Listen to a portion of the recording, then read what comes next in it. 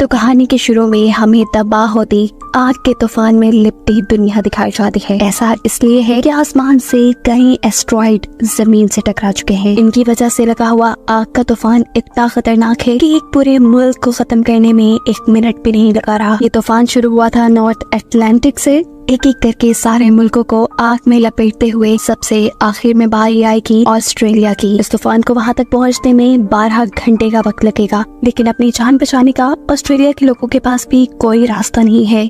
ज्यादा से ज्यादा ये लोग सिर्फ अपनी आखिरी ख्वाहिशात पूरी कर सकते हैं इस टाइम में।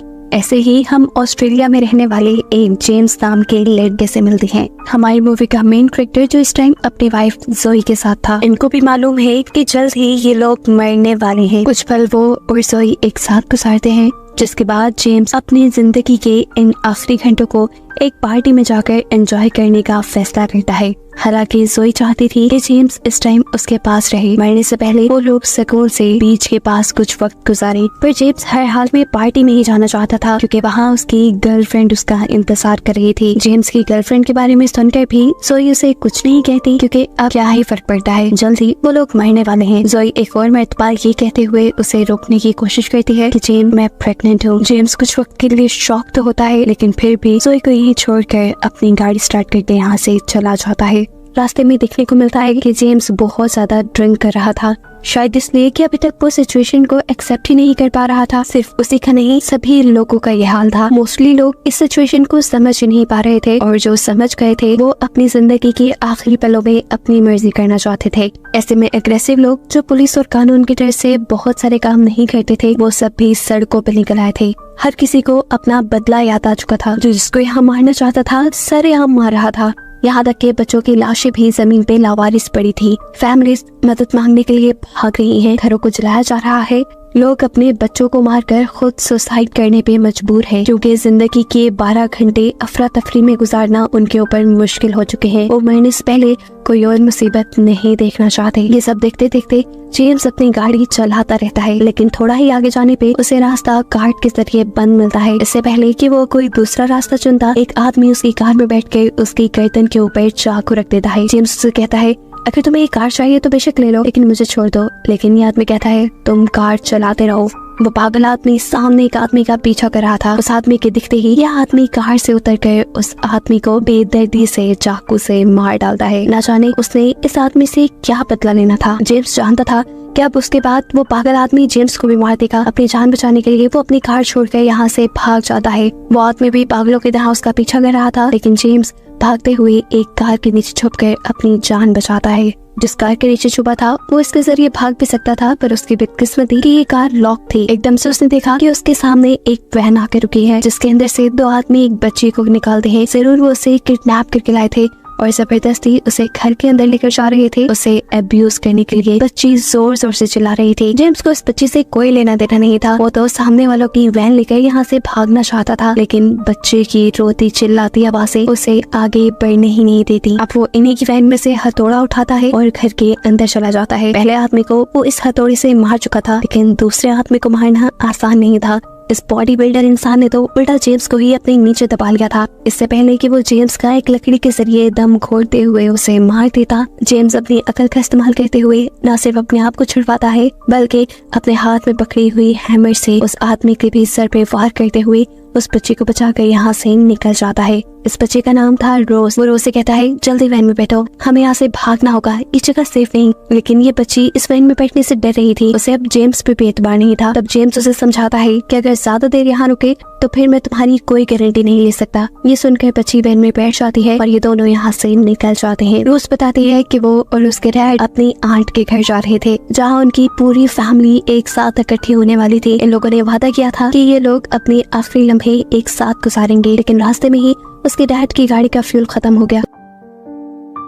उसके डैड जब फ्यूल लेने गए तो इन बुरे लोगों ने उसे किडनैप कर लिया। रोज जेम्स से कहती है, प्लीज आप मुझे मेरी आंट के घर ले जाएं। मेरे डैड ने मुझे कहा था कि अगर हम एक दूसरे से बिछड़ भी गए तो तुम वहाँ आ जाना, हम अपने आखिरी लम्हे एक साथ गुजारना चाहते हैं। जेम्स इस बच्चे की मदद तो करना चाहता था लेकिन कर नहीं सकता था क्योंकि इसकी आर्ट का घर शहर के दूसरे कोने में था। लेकिन जहाँ जेम्स को अपने लिए जाना था, जिस पार्टी में जाना था, वो शहर के दूसरे हिस्से में था।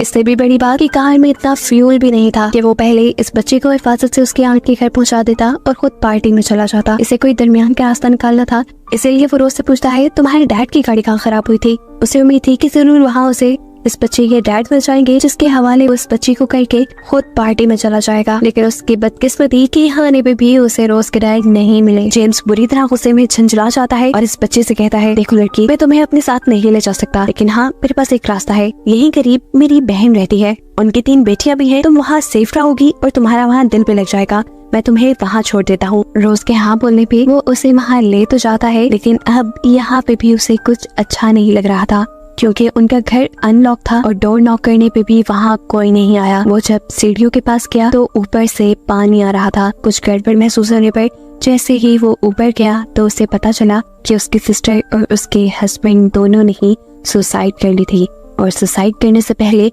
उन्होंने अपनी 3 बेटियों को भी मारकर घर के बाहर दफना दिया था। जेम्स इस टाइम बिल्कुल टूट चुका था। अब अपने ऊपर से कंट्रोल खोते हुए वो तेजी से घर से बाहर आ जाता है और अपनी बहन की कार लेते हुए यहाँ से जाने लगा था कि तभी रोज भी आकर उसकी कार में बैठ गई और वो कुछ भी नहीं बोला। रास्ते में उसने देखा कि एक पुलिस ऑफिसर अपनी कार में एक फैमिली को लेकर लाइब्रेरी के पास आया है। जेम्स सोचता है क्यों ना वो रोज को इस पुलिस ऑफिसर को दे दे, इसलिए वो भी रोज को लेकर लाइब्रेरी के अंदर चला जाता है। लेकिन वहाँ जाते ही वो सुन हो गया ये देखकर कि ये पुलिस वाला भी अपनी फैमिली के साथ साथ अपने आप को भी खत्म करने के लिए यहाँ आया था। वो जेम्स से रिक्वेस्ट करता है प्लीज तुम हमारे पे एक एहसान करो, तुम हमें मार डालो। लेकिन जेम्स ऐसा नहीं कर पा रहा था। जेम्स के मना करने पे ये पुलिस ऑफिसर कहता है अच्छा तो बस इतनी सी फेवर दे दो, मुझे ये कहता हो कि जो भी मैं करने जा रहा हूँ तुमने मुझे इसके लिए माफ किया। जेम्स भी ये कह देता है और रोज के साथ लाइब्रेरी से बाहर निकल जाता है, जिसके बाद ये पुलिस ऑफिसर अपनी पूरी फैमिली के साथ अपने आप को खत्म कर देता है। जेम्स के पास अब कोई रास्ता नहीं था, इसीलिए वो रोज को लेकर पार्टी में आ जाता है। ये पार्टी सिक्योर गेट्स के अंदर हो रही थी। उसे एंट्री इसलिए मिल गई क्योंकि पार्टी का होस्ट उसका फ्रेंड था और उसके दोस्त की बहन ही असल में जेम्स की गर्लफ्रेंड थी। पार्टी के अंदर भी कुछ अच्छा माहौल नहीं था।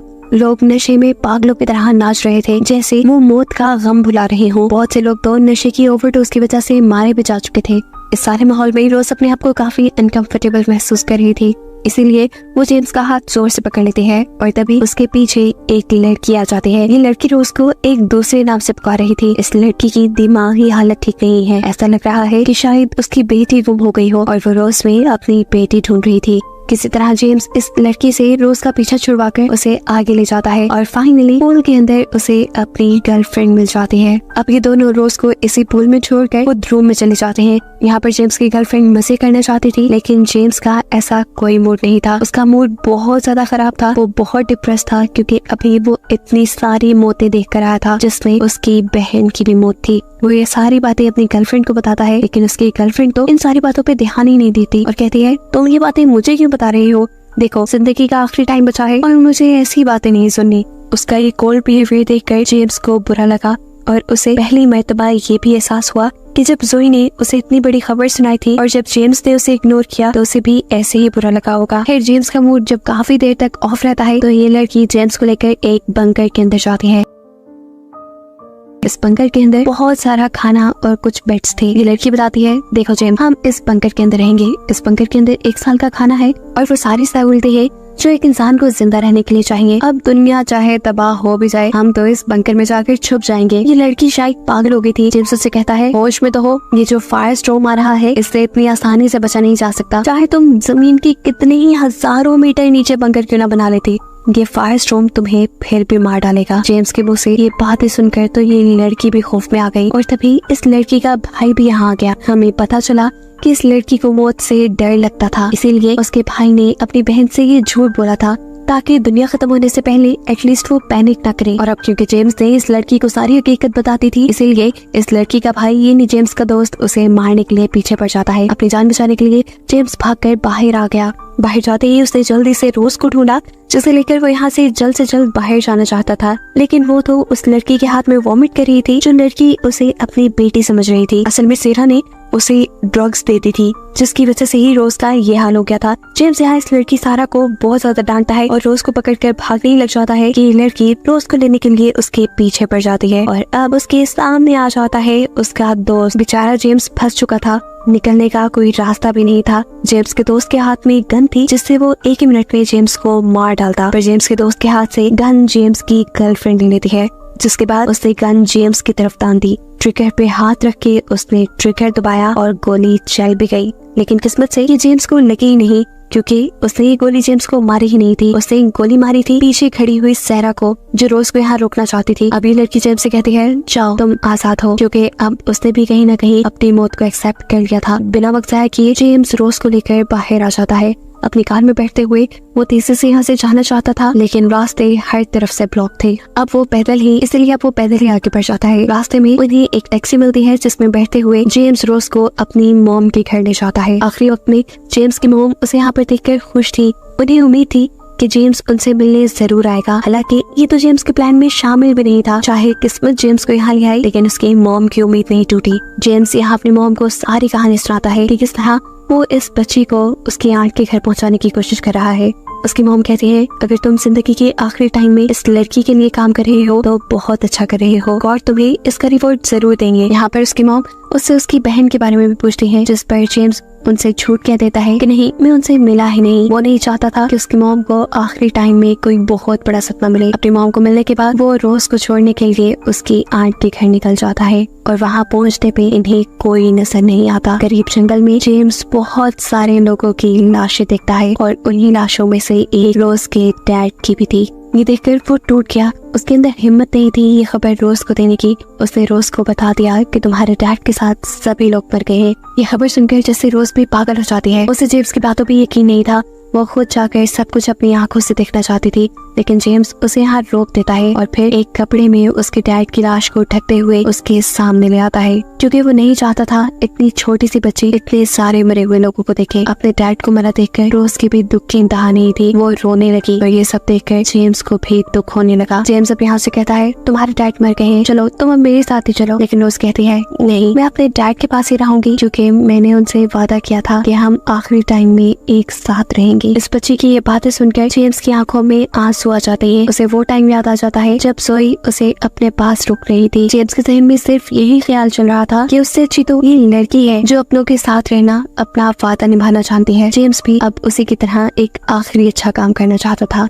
वो वापस जोई के पास जाना चाहता था, इसीलिए वो इस लड़की को यहाँ पर छोड़कर निकल जाता है। लेकिन अब उसकी आंखों से आंसू नहीं रुक रहे थे। फाइनली वो अपनी वाइफ जोई के पास पहुँच भी गया। जोई अब उससे नाराज थी, उससे मिलना नहीं चाहती थी, लेकिन यहाँ जेम्स उसे किसी तरह मना लेता है। जोई समुद्र के किनारे पे खड़ी थी। ये दोनों एक दूसरे को हक करते हैं और अचानक उनकी तरफ अंगारे पड़ने लगे। दूर से तेज रोशनी आती दिखाई दी और मालूम हुआ कि वो आग का तूफान अब इनकी तरफ भी आ चुका है, जो अगले ही सेकंड इन्हें अपनी लपेट में ले चुका था। ये दोनों मर गए और इन्हीं को दिखाते हुए ये कहानी यहाँ खत्म हो गई।